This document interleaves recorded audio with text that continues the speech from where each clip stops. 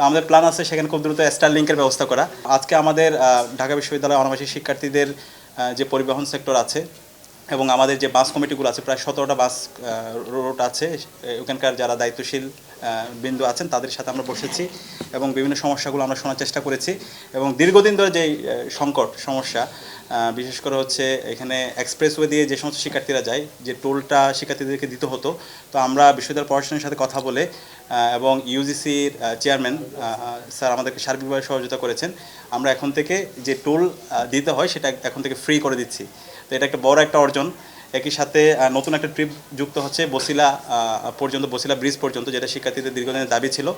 আর শনিবারের বাস ট্রিপ, যেটা ঢাকা বিশ্ববিদ্যালয়ের প্রতিষ্ঠার পর থেকে হয় নাই, দীর্ঘদিন ধরে এটা নিয়ে আন্দোলন হয়েছে, লড়াই হয়েছে, কিন্তু বিশ্ববিদ্যালয় প্রশাসন সেটা ম্যানেজ করতে পারি নাই। তো ইতিমধ্যে আমরা ফান্ডও ম্যানেজ করে ফেলেছি। খুব দ্রুত সময়ের মধ্যে শনিবারের বাস ট্রিপটা আমরা চালু করতে পারবো এবং আমাদের পরিবহন সম্পাদক সহ ডাকসুর পুরো টিম তারা কাজ করেছেন, বিভিন্ন জনের সাথে যোগাযোগ করেছেন। আমাদের 2টা হল ক্যাম্পাসের বাইরে আছে, 3টা হল, সুফিয়া কামাল হল, এরপর হচ্ছে কোয়েত মৈত্রী এবং বঙ্গমাতা হল। এই 3টা হলের জন্য আমরা পর্যাপ্ত শাটলের ব্যবস্থা করছি, একই সাথে নতুন কিছু আমরা বাস নিয়ে আসছি। তো সব মিলিয়ে পরিবহন কেন্দ্রিক যত ধরনের শিক্ষার্থীদের চাওয়া পাওয়া আছে, আমরা আশা করছি ইনশাল্লাহ সবগুলো পূরণ করতে পারবো।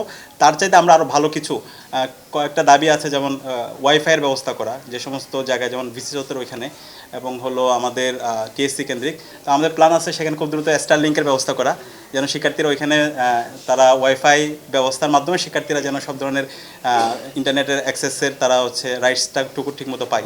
তো এর বাইরে আমাদের অনেকগুলো প্ল্যান আছে, সেই প্ল্যানগুলো আমরা আস্তে আস্তে আপনাদের সামনে বলবো এবং আমরা প্রত্যেকটা প্ল্যানে বাস্তবায়ন করবো ইনশাল্লাহ।